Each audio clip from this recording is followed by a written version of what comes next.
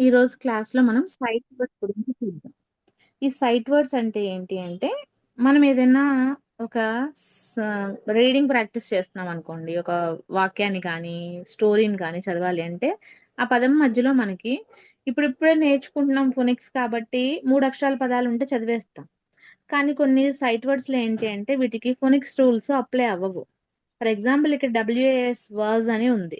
ఏ దగ్గర జనరల్‌గా మనం నేర్చుకున్న ఇనీషియల్ ఫోనిక్ సౌండ్స్ ప్రకారం యా అని చదవాలి. కానీ ఇక్కడ ఆ చదవాల్సొస్తదనమాట.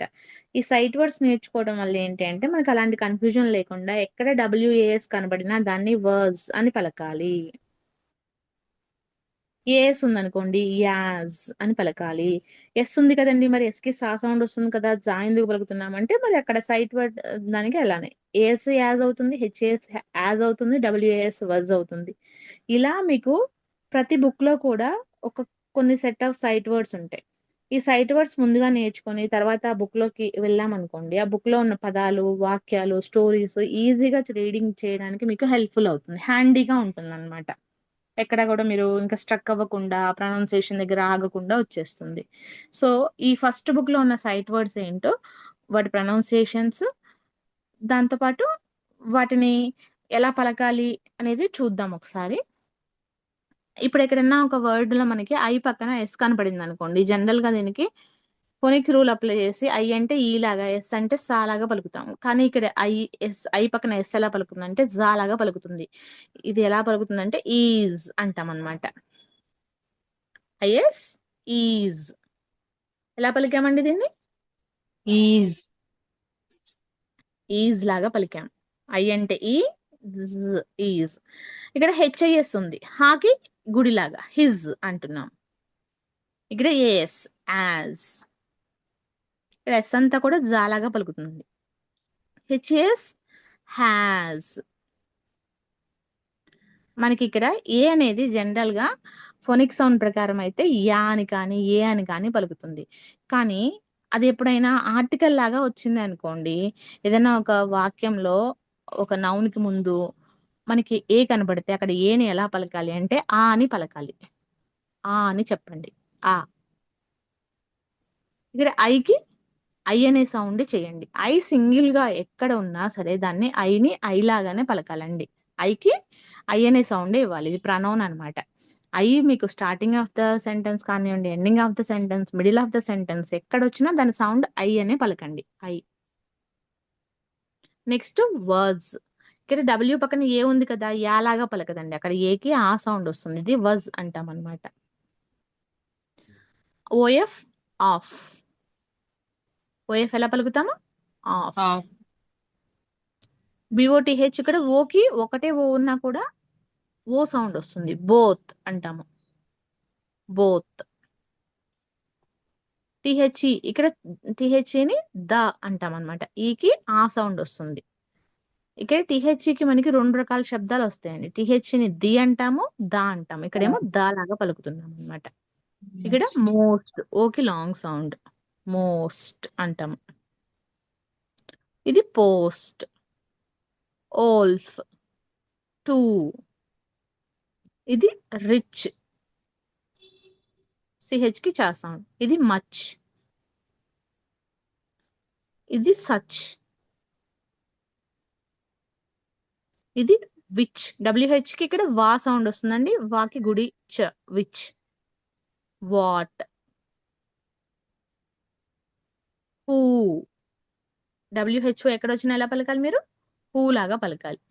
హూ పక్కన ఎమ్ వచ్చింది. హూమ్. హూమ్. హూజ్. హూజ్. ఇది ట్రూత్. టీఆర్‌యూటీహెచ్ ఎలా పలకాలి? ట్రూత్ లాగా పలకాలి. ఓకేనా? ఒకసారి నోట్ చేసుకోండండి అందరూ. I S is. H I S his. A S as. H A S has. A ఒక్కటే ఉన్నప్పుడు ఆ లాగా పలకాలి. ఆ. ఐని ఐ లాగా పలకాలి. W A S was. O F of. B O T H both. T H E the. M O S T most. P O S T post. W O L F wolf. T W O two. RICH, rich. MUCH, much. SUCH, such. WHACH, which. What, who, whom, whose, truth. So ఈ site words మీరు వీలైతే నేర్చుకోండి, బట్టి కొట్టి నేర్చుకోండి. ఇవి ఎక్కడ కనపడినా ఇవి ప్రొనౌన్సియేషన్స్ ఎక్కడ మారవన్నమాట. ఈ ప్రొనౌన్సియేషన్ ఖచ్చితంగా మీకు అలవాటు అవ్వాలి. సౌండ్ WAS చూడగానే మీకు బ్రెయిన్లో స్ట్రైక్ అవ్వాలి. వజ్ అనాలి, పోస్ట్ అనాలి, ఓల్ఫ్ అనాలి, ఇలా ప్రతి ఒక్క లెటర్ సౌండ్ మీకు గుర్తొచ్చేయాలి. ఇప్పుడు ఇందాక మనం చూసిన ఓవల్స్ కాన్సనెంట్స్ లిస్ట్లో ఉన్న పదాలు, ఓవల్కి షార్ట్ సౌండ్, దాని పక్కన కాన్సనెంట్ యాడ్ చేయటం. ఏ అంటే యాలాగా పలకాలి తెలుసు, ఎక్స్ అంటే సా, సా లాగా పలకాలి. సో దీన్ని ఎలా పలకాలి? Axe, axe. యాక్స్. ఐ అంటే ఈ, ఎల్ అంటే లా, ఇల్. మరి ఇక్కడ ఎందుకు డబల్ ఎల్ రాసాము, ఒక ఎల్ రాయొచ్చు అంటే ఇదేం రూల్ అంటే ఫ్లాస్ రూల్ కింద వస్తుంది. వీటిని తర్వాత చెప్తాను నేను మీకు. షార్ట్ వోవెల్స్ సెంటెన్సెస్ నేర్చుకున్నాక ఫ్లాస్ రూల్ ఒక రోజు చెప్తానండి. ఇల్ తర్వాత ఓకి ఆ అనే సౌండ్ వస్తుందండి. ఫ్, ఫ, ఆఫ్.